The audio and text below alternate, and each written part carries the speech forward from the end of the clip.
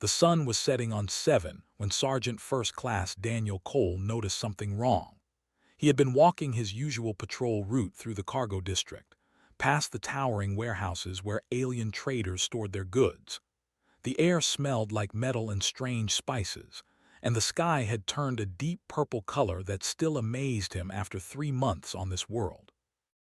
Daniel was a Green Beret, one of the most elite soldiers Earth had ever trained. He stood 6 feet tall with broad shoulders and calm brown eyes that had seen combat on 4 different planets. At 42 years old, he had spent more than half his life serving his country and then his entire species. His job on 7 was simple: protect the human diplomats, keep the peace, stay out of trouble.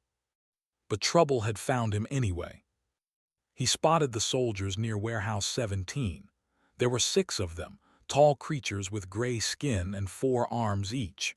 They were loading unmarked crates onto a transport vehicle, working quickly and quietly. Too quietly. Daniel had learned to trust his instincts, and his instincts told him these soldiers were hiding something. The Dominion had been pushing against human interests for years. They controlled a large portion of the galaxy and did not like sharing power with newcomers. Humans had only been part of galactic civilization for 60 years, and species like the still treated them like children who had wandered into a room full of adults. Daniel activated his scanner and pointed it at the crates. The readings made his stomach drop. Weapons. Military-grade plasma rifles, enough to arm a small army. These were not supposed to be anywhere near a neutral trade world. He should have called for backup. He knew that. But if he waited, they would finish loading and disappear. The evidence would be gone, and humanity would have no proof of what was happening. So Daniel did what Green Berets did. He stepped forward alone. "Hold it right there," he said, his voice steady and calm. "I need to see your cargo permits." The soldiers turned to face him. Their leader, a tall creature with scars across his face, looked at Daniel the way someone might look at an insect. His name was Commander, though Daniel would not learn this until later. "Human," said the word dripping with contempt. "You have no authority here. Walk away." Daniel held up his scanner. "I have readings that say you're moving illegal weapons through a neutral zone. That gives me plenty of authority. Now show me your permits or I contact the station security." Laughed. It was a cold, ugly sound. "You contact no one, human." Daniel saw the weapon too late. One of the soldiers had circled behind him, and before he could react, something hard struck the back of his head. The world spun, and he fell to his knees. He tried to reach for his sidearm, but hands grabbed him from all sides. 4 arms each, 6 soldiers. He was overwhelmed in seconds. "Bind him," ordered. "This one will serve a greater purpose." Daniel fought against them, but there were too many. They forced his arms behind his back and locked metal restraints around his wrists. Blood ran down the back of his neck from where they had struck him. He could feel consciousness trying to slip away, but he forced himself to stay alert. "You're making a mistake," Daniel said through gritted teeth. "Earth will respond to this." Leaned close, his breath hot and foul. "That is exactly what we want, human. The galaxy will watch what we do to you. They will see how weak your kind truly is, and they will understand that humans have no place among the stars." They dragged Daniel into a transport ship. The last thing he saw before the doors closed was the purple sky of 7 fading into darkness. 6 hours later, Ambassador received the transmission in her office. She was a small woman with gray hair and sharp eyes, and she had spent 30 years negotiating with beings who looked nothing like her. Nothing had prepared her for what she saw on that screen. The message was simple. The Dominion had captured a human soldier. They would execute him on live broadcast across all galactic networks. The entire galaxy would watch a human die, and everyone would understand that humanity was nothing special. His hands shook as she contacted Earth. President Carol Hayes answered within minutes, her face pale on the video screen. "How long do we have?" the president asked. 6 hours, replied. Admiral Santos has a fleet, but they're 18 hours away. We can't reach him in time. President Hayes closed her eyes for a moment. When she opened them, they were filled with something hard and cold. Keep the channel open. Do whatever you can to delay them, and make sure someone is recording. Whatever happens, the world needs to see. In a cell aboard the cruiser, Daniel sat alone in the darkness. They had beaten him badly. His left eye was swollen shut, and he was pretty sure they had broken 2 of his ribs. Every breath sent sharp pain through his chest. But he was not afraid. He thought about his daughter. She was 23 now, a lieutenant in the Navy. He remembered teaching her to ride a bicycle when she was 5, holding the back of the seat until she found her balance. He remembered her graduation from the Naval Academy, how proud he had been, how much she looked like her mother. He thought about his wife, gone now for 8 years. Cancer had taken her, slowly and cruelly. He had held her hand at the end and promised her that he would keep safe, that he would make her proud. He thought about every soldier he had served with, every mission he had survived, every time he had stared death in the face and refused to blink. The door opened, and guards entered. They grabbed him roughly and pulled him to his feet. "It is time," one of them said. Daniel straightened his spine despite the pain. He lifted his chin and looked his captors in the eyes. "Then let's go," he said. They led him down a long corridor toward a room filled with bright lights and cameras. The entire galaxy was waiting to watch him die. They expected him to beg. They expected him to cry and plead for his life. They did not understand humans at all. The broadcast room was cold and bright. Dozens of cameras floated in the air, capturing every angle. Massive screens displayed viewing numbers from across the galaxy, and those numbers were climbing fast. 2 billion beings were watching, then 3 billion, then 5. Daniel Cole stood on a raised platform in the center of the room. His hands were bound behind his back, and a rope noose hung from a beam above his head. His face was bruised and bloody, but his eyes were clear. He stood straight, shoulders back, like a soldier on parade. High Chancellor of the Dominion stood before the cameras. He was ancient by standards, nearly 300 years old, with dark gray skin covered in ceremonial scars. He wore robes of deep purple and gold, and he carried himself like someone who had never been told no in his entire life. "Citizens of the galaxy," began, his voice booming through speakers across 1,000 worlds. "Today you will witness the truth about humanity. For 60 years, these creatures have spread through our stars like a disease. They claim to be our equals. They demand seats at our councils. They believe they belong among us." He paused, letting his words sink in. "They are wrong. Humans are weak. Their bodies are fragile. Their lives are short. They break easily and they die even easier. Today we will demonstrate this truth. Today you will watch a human die and you will understand why they have no place in our galaxy." On Earth, President Carol Hayes watched the broadcast from the Emergency Command Center beneath the White House. Her advisors surrounded her, but no one spoke. There was nothing to say. Admiral Santos was still 16 hours away. Diplomatic channels had failed. Every option had been exhausted. All they could do was watch. In a studio on the alien world of Prime, a human journalist named sat before her own cameras. She worked for an alien news network, one of the few humans who had earned that position. Her job was to provide human perspective on galactic events, and right now, billions of beings were tuning in to hear what she had to say. "I know what you're expecting," said, her voice steady despite the tears in her eyes. "You're expecting him to beg.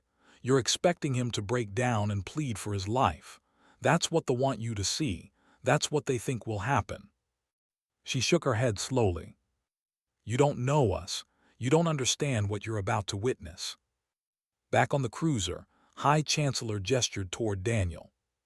"Human," he said, "you have one chance to save yourself. Renounce your species. Admit that humanity is inferior. Beg for mercy, and perhaps we will show you kindness." Daniel looked at him for a long moment. Then he turned to face the cameras directly. When he spoke, his voice was calm and clear. "I am Sergeant First Class Daniel Cole, United States Army Special Forces. I am a Green Beret. I serve my country and my species with honor. I will never surrender. I will never accept defeat. I will never leave a fallen comrade." The in the room exchanged confused glances. This was not what they expected. This was not how prisoners behaved. Daniel continued, his eyes never leaving the cameras. "I am a professional soldier. I will do all that my nation requires. I will always endeavor to uphold the prestige, honor, and high spirit of the Special Forces. I have been chosen to be a Green Beret. I accept this charge willingly. I will do my duty to defend the freedom and security of my people." He was reciting the Special Forces Creed, words he had memorized decades ago, words that had guided his entire life. Across the galaxy, beings who had never heard these words before listened in silence. On Prime translated for her audience. "He's reciting an oath," she explained. "A promise that human soldiers make to each other. He's telling them who he is. He's refusing to be their victim." High Chancellor's face twisted with anger. This was not going according to plan. The human was supposed to weep and grovel. He was supposed to show the galaxy how pathetic his species was. "Enough," snarled, "place the noose." A soldier stepped forward and placed the rope around Daniel's neck. The viewing numbers had passed 10 billion now. Nearly every being in the galaxy with access to a screen was watching. Daniel felt the rough rope against his skin. He thought about again. He thought about all the things he would never get to tell her, all the moments he would miss, her wedding someday, her children, the life she would live without him. He looked into the cameras one final time. "I'm sorry I couldn't come home," he said, his voice breaking just slightly. "Tell my daughter I love her. Tell her I'm proud of her. Tell her to be strong."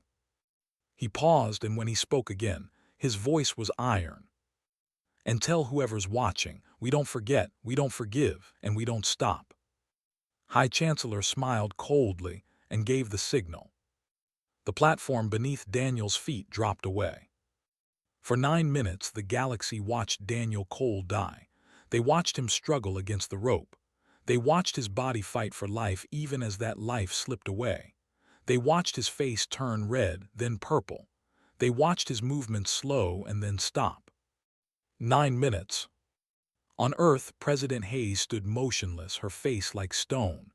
Around her, generals and admirals and advisors wept openly. Some turned away, unable to watch. Others forced themselves to keep their eyes on the screen. In cities across the planet, people gathered around televisions and phones and computers. Bars fell silent. Offices emptied as workers clustered around screens. Parents covered their children's eyes, but many children watched anyway. They watched a man die rather than beg. They watched him speak words of love for his daughter and defiance for his enemies. They watched, and something changed inside them. When it was over, when Daniel's body hung still and lifeless, High Chancellor turned to the cameras with a triumphant smile. "Let this be a lesson," he declared. "Humanity is weak. Humanity is." He never finished that sentence. Because across the galaxy, on every world where humans lived, on every station and ship and colony, something was happening. Something they had not anticipated. Something they could not understand. Humans were not weeping. Humans were not hiding in fear. Humans were standing up. On Earth, the first recruitment center opened its doors exactly 11 minutes after Daniel Cole died. Within 1 hour, every recruitment center on the planet had lines stretching around the block. The servers crashed 3 times from the overwhelming demand. People who had never considered military service walked in and signed their names. Doctors, teachers, accountants, artists, farmers, students. They came by the thousands, then by the millions. They came because they had watched a man die with dignity. They came because they had heard his final words. They came because they were human, and humans do not forget. The 9 minutes changed everything. Senator stood before the emergency session of the United Nations Security Council. He was 64 years old, a former Marine who had served in 3 wars before entering politics. His voice was calm, almost gentle, as he addressed the room. "They wanted to show the galaxy what happens to humans," he said. "They succeeded. They showed the galaxy that we do not break. They showed the galaxy that we do not beg. They showed the galaxy that even when we die on our feet." He paused and looked around the room at the faces of world leaders from every nation. Now the galaxy will see what humans do next. There was no debate. There was no argument. For the first time in human history, every nation on Earth voted unanimously. The declaration of war passed in 17 minutes. But it was not the declaration itself that shocked the galaxy. It was what came after. In the hours following Daniel Cole's death, something unprecedented happened across the human world. Old enemies shook hands. Ancient grudges were set aside. Nations that had spent centuries fighting each other suddenly found common cause. Factories that had been building cars began building ships. Universities that had been researching medicine began researching weapons. Artists who had been painting landscapes began designing propaganda. Writers who had been creating novels began writing training manuals. Every single human being on Earth looked up at the stars and said the same thing. Never again. The collective had observed galactic civilization for millions of years. They were the oldest species anyone knew of, ancient beings of pure energy who rarely spoke and never interfered. They simply watched and recorded, gathering data on every species that rose and fell across the stars. When Daniel Cole died, they did something they had not done in 10,000 years. They issued a statement. "We have watched the execution," the architect, leader of the, announced to the galaxy. "We have observed a critical error in their reasoning. They assumed that killing one human would demonstrate human weakness. They assumed that humans fear death above all else." The architect paused. "Our records indicate otherwise. In our observation of humanity, we have noted a consistent pattern. When humans experience loss, they do not scatter. They converge. When humans are threatened, they do not hide. They mobilize. When humans are hurt, they do not forget." Another pause. "They have awakened something. We recommend that all species prepare accordingly." On the world of Prime, Captain watched the aftermath unfold with growing unease. The Republic had maintained strict neutrality toward humanity. They were traders and merchants, not warriors, and they preferred to stay out of galactic conflicts. But the footage of Daniel Cole haunted her. She had watched him refuse to beg.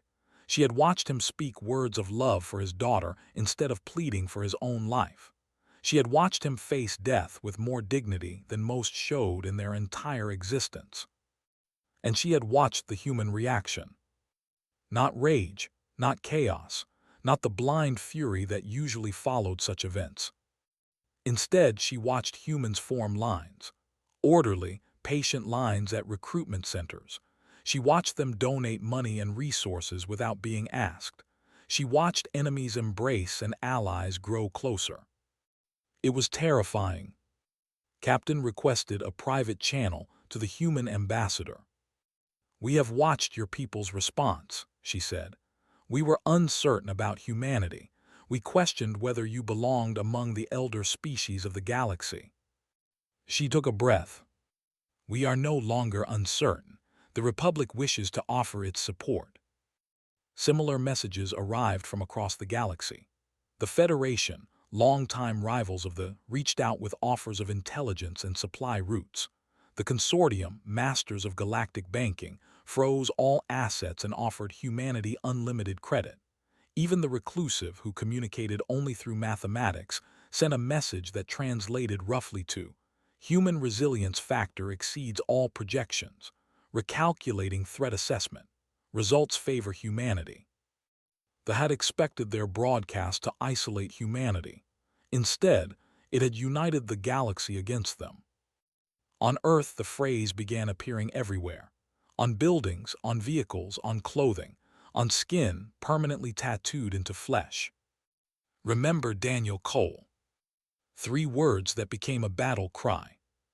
President Hayes addressed the world from the steps of the United Nations building. Behind her stood leaders from every nation, standing shoulder to shoulder. They wanted us to fear them, she said. They wanted us to crawl and beg and accept our place at the bottom of galactic society. They thought that killing one brave man would break our spirit. Her voice grew harder. They were wrong. Daniel Cole did not die in vain. He showed the galaxy who we really are, not the weak, fragile creatures they described, but a species that stands together, a species that protects its own, a species that never, ever stops fighting for what is right. She looked directly into the cameras. To the Dominion, I have a message. You killed one of our soldiers. You broadcast his death to the entire galaxy. You thought you were teaching us a lesson. She smiled, and there was nothing warm in it. You were, but not the lesson you intended. You taught every human being alive what happens when we stand alone. You reminded us why we must stand together. You gave us a cause that unites every nation, every culture, every person on this planet. She raised her hand. Daniel Cole's last words were, "We don't forget, we don't forgive, and we don't stop." Those words are now our promise. We are coming for you, not in anger, not in blind rage, but with cold, clear purpose. She lowered her hand. You wanted the galaxy to watch a human die. They watched. Now they're going to watch what comes next. Across the stars, in the capital of the Dominion, High Chancellor watched the human response with growing confusion. This was not supposed to happen. The humans were supposed to be demoralized. They were supposed to retreat and accept their inferior position. Instead, they were mobilizing faster than any species he had ever seen. How is this possible? He demanded of his advisors. We killed one soldier, one insignificant human. Why are they reacting like this? His chief intelligence officer, a female named, answered carefully. We may have miscalculated, High Chancellor. Our psychological profiles of humanity were apparently incomplete. Incomplete how? Hesitated. We assumed they were like other species. We assumed that demonstrating overwhelming force would intimidate them into submission. But humans appear to respond differently to threat and loss. They do not become weaker. They become stronger. Slammed his 4 fists against the table. That is absurd. No species responds to loss with increased strength. It defies all logic. Said nothing.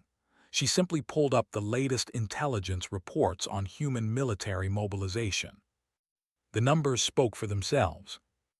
In the 3 days since Daniel Cole's death, humanity had recruited more soldiers than they had gained in 3 decades. And they were still coming. 6 months had passed since the broadcast, and the galaxy had learned a terrible truth about humanity. They did not stop. Lieutenant Commander Cole stood on the bridge of the destroyer Phoenix, watching the stars streak past as the ship jumped through faster-than-light space. She was 24 now, promoted twice since her father's death. Her brown eyes, so similar to his, held a calm intensity that unnerved everyone who met her. She commanded a special operations unit known unofficially as Cole's Raiders. Every member was a volunteer. Every member had watched the broadcast. Every member had requested the most dangerous assignments available. There was never a shortage of volunteers. Commander, her executive officer said, we're approaching the target zone. Fleet detected on long-range sensors. Nodded, how many ships? 47 capital vessels, 200 support craft. And our fleet? 31 capital vessels, 112 support craft. A junior officer nearby shifted nervously. They had them outnumbered significantly. noticed and smiled slightly. "Relax, Lieutenant. Numbers don't matter as much as they think they do." The past 6 months had proven that statement true over and over again. General had designed humanity's military response, and it had every expectation. They had anticipated scattered attacks driven by emotion. They received coordinated campaigns driven by cold calculation. They expected humans to make mistakes born of rage. Instead, humans fought with patience and precision. Every battle was studied afterward. Every mistake was analyzed. Every success was replicated. And humanity just kept coming. When one ship was destroyed, two more took its place. When soldiers fell, their comrades stepped forward to fill the gaps. There was no shortage of supplies because every human colony dedicated everything they had to the war effort. There was no shortage of morale because every human remembered why they were fighting. On the diplomatic front, humanity had gained allies that they never expected. The Republic provided intelligence and supply routes. The Federation offered military technology. Even species that wanted nothing to do with the war quietly shifted their support away from the. The collective continued their observations, and their reports spread throughout the galaxy. "Human persistence exceeds all known models," one report stated. "They do not appear to experience the fatigue and demoralization that typically affects species in extended conflict. If anything, their resolve appears to strengthen over time." Another report was more direct. "They have made an enemy that does not know how to give up." General explained humanity's approach during a briefing that was eventually leaked to alien news networks. "You don't understand what you're seeing," he told a room full of allied military commanders. "You think we're angry. You think this is revenge. It's not." He pointed to maps showing the war's progress. "Anger burns out. Revenge gets satisfied. This is something different. This is every human who watched that broadcast deciding together that no human will ever be treated that way again. This is not a war of conquest. This is a war of principle." He looked around the room. "We will not stop until they understand that lesson, and we will never forget the man who taught it to us." Thought about those words as the Phoenix dropped out of faster than light and engaged the fleet. The battle lasted 3 hours. When it was over, 32 ships had been destroyed or captured. Humanity lost 11 vessels. The numbers should have favored but they never seemed to matter. Human pilots took risks that pilots would never consider. Human crews kept fighting even when their ships were falling apart around them. Human soldiers boarded enemy vessels and fought hand to hand in corridors and engine rooms. They fought like soldiers following orders. Humans fought like something far more dangerous. After the battle, Ambassador First Light of the Collective requested a meeting with General. It was an unprecedented honor. They rarely spoke to anyone, let alone requested audiences. "We have observed 10,000 species across millions of years," First Light said. This voice was like music played on instruments that had never been invented. "We have seen empires rise and fall. We have watched civilizations bloom and wither." The ancient being paused. "None have responded to loss the way humans do. When other species lose individuals, they fracture. They assign blame. They turn on each other. When humans lose individuals, they fuse. They become more unified, more focused, more dangerous." General considered this. "We call it grief," he said finally. "We hurt when we lose someone, but the hurt doesn't make us weak. It reminds us what matters. It reminds us why we fight." "Fascinating," First Light said, "and terrifying." 3 months later, received new orders. Intelligence had located High Chancellor. He was on his, protected by the largest defensive force they had ever assembled. Orbital platforms, ground batteries, elite guard units. The entire planet was a fortress. Gathered Cole's raiders for the briefing. "This mission is voluntary," she said. The target is the most heavily defended location in space. Our chances of survival are low. Anyone who wants to withdraw can do so without judgment." No one moved. "We've been waiting for this," Sergeant Lisa Park said. She was one of the original raiders, a combat medic who had volunteered the day after watching the broadcast. "We all have." Nodded, she had expected nothing less. "Then let's go get him." The assault on the became the stuff of legend. Cole's raiders led the spearhead, dropping through orbital defenses in small assault craft that should have been shot down 100 times. They landed on the planet's surface and fought their way through fortifications that should have been impenetrable. Led from the front, just like her father would have. They reached the palace at dawn. Elite guards fell before them like wheat before a scythe. Every door that was supposed to be locked opened under breach charges. Every trap that was supposed to kill them was overcome through sacrifice and determination. 8 raiders died in the final corridor. But when kicked down the door to his chambers, she found the High Chancellor alone, abandoned by his guards, his face a mask of disbelief. "How," he whispered, "how is this possible?" Raised her weapon and pointed it at his head. "You killed my father," she said. "You made the whole galaxy watch, and then you asked how humans could respond with such strength." She stepped closer. "This is how. This is what you created. This is what happens when you give humanity a reason to unite." For a moment she considered pulling the trigger. It would have been so easy, so satisfying. But her father's words echoed in her mind. "We don't forget, we don't forgive, and we don't stop." He never said anything about revenge. Lowered her weapon. "High Chancellor of the Dominion," she said, "you are under arrest for crimes against humanity. You will be brought before a galactic tribunal to face justice." Stared at her in confusion. "You're not going to kill me." Shook her head. "That's not who we are. That's not who my father was. You're going to live a long time, Chancellor. Long enough to watch everything you built crumble. Long enough to understand what you really did when you killed Daniel Cole." She gestured to her team. "Take him." 1 year after the broadcast, the galaxy gathered to watch another event involving humanity. This time there was no execution, no noose, no platform designed for death. Instead, billions of beings watched as High Chancellor stood before a galactic tribunal on the neutral world of Prime. Representatives from every major species sat in judgment, and the evidence against him filled thousands of hours of testimony. War crimes, illegal weapons smuggling, violation of neutral territory, and of course, the public execution of a prisoner without trial. The trial lasted 3 weeks. When it was over, the verdict was unanimous. Guilty on all counts. Life imprisonment in a facility designed to hold the galaxy's most dangerous criminals.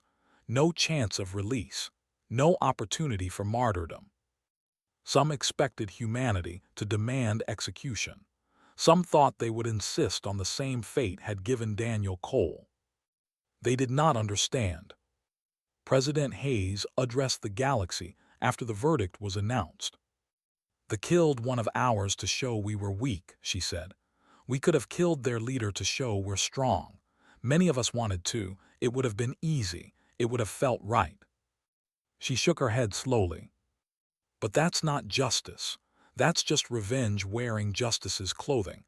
We are better than that. We have to be. Daniel Cole died with dignity and honor. He did not beg. He did not become what they wanted him to be. We will not become what they expected us to be either." She paused.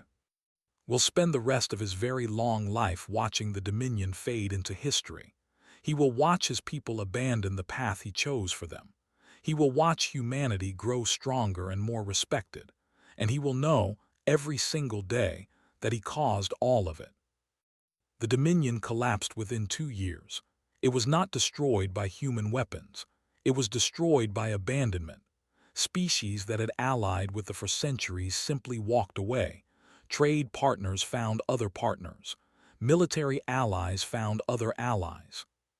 No one wanted to be associated with what they had done. The broadcast that was supposed to show human weakness had shown the galaxy something else entirely. It had shown them what humans could endure, what humans could become, what humans would do when given a reason to stand together. And the galaxy had decided it wanted to stand with humanity, not against it. On Earth, a memorial was unveiled exactly 1 year after Daniel Cole's death. It stood in a plaza in Washington, D.C., surrounded by trees and flowers and the soft sound of running water. The statue did not show Daniel in a heroic pose. It did not show him fighting or killing or conquering. It simply showed him standing, looking upward at the stars, his expression calm and thoughtful. The inscription at the base read, "He did not beg, he did not break, he asked only that we remember." Thousands of people came to the unveiling ceremony. Soldiers in uniform, civilians in ordinary clothes, children holding their parents' hands, old veterans with tears streaming down their faces. And standing at the front in her dress uniform was Lieutenant Commander Cole. She had not spoken publicly since capturing. She had refused every interview request, every medal ceremony, every opportunity to become a symbol. She just wanted to serve quietly and honor her father's memory through actions, not words. But today was different. Today, she stepped forward and placed something at the base of the statue. Her father's green beret, worn and faded, the same one he had earned decades ago when he first joined Special Forces. Then she stood back and saluted. The crowd fell silent, held the salute for a long moment, her eyes fixed on her father's face carved in stone. She remembered being a little girl, watching him leave for deployments, always scared he would not come back. She remembered him teaching her to be brave, to be kind, to stand up for what was right even when it was hard. She remembered watching him die. And she remembered what he had said at the end. "Tell my daughter I love her. Tell her I'm proud of her. Tell her to be strong." "I tried, Dad," she whispered. "I hope I made you proud." The collective sent a representative to the ceremony. It was the first time in recorded history that I had attended a memorial for an individual being. Ambassador Firstlight spoke to the assembled crowd, their musical voice carrying across the plaza. "We have watched civilizations rise and fall for millions of years," they said. "We have seen empires that span galaxies crumble to dust. We have observed the births and deaths of stars themselves." They paused. "In all that time, we have never seen anything quite like humanity. You are not the strongest species in the galaxy. You are not the most advanced. You are not the longest-lived or the most numerous." Another pause. "But you have something no other species possesses. You turn grief into unity. You turn loss into purpose. You turn pain into strength. 1 year ago, the thought they were teaching the galaxy about human weakness. They taught us about human strength instead." First Light turned to face the statue. Daniel Cole was one soldier, one human among billions. They believed his death would be forgotten within days. Instead, his death changed the galaxy. His final words became a promise that every human has kept. This voice grew softer. "We don't forget, we don't forgive, and we don't stop." They turned back to the crowd. "We have observed your species for 60 years. We were uncertain what role you would play in galactic civilization. We are no longer uncertain. Humanity is something new, something powerful, something the galaxy has never seen before." First Light bowed their head. "We honor Daniel Cole. We honor his sacrifice. And we welcome humanity as partners in the great tapestry of galactic existence." The ceremony ended as the sun set over Washington, D.C. People drifted away slowly, many stopping to touch the statue or leave flowers or simply stand in silence. Was the last to leave. She stood before her father's image as the stars appeared overhead, the same stars he had spent his life defending. They wanted the galaxy to watch a human die, she said quietly. The galaxy watched. She thought about everything that had happened. The war, the victory, the trial, the memorial, the countless species that had reached out to humanity with offers of friendship and alliance. All because one man had refused to break. And now they know who we are, continued. They know what we're capable of. They know that when you hurt one of us, you hurt all of us. She touched the statue's base, her fingers brushing the inscription. Sleep well, Dad, we've got it from here. She turned and walked away, leaving the green beret behind. Above her, the stars shone bright and cold. Somewhere out there, the galaxy was watching. And for the first time in 60 years, they were not watching with suspicion or contempt or indifference.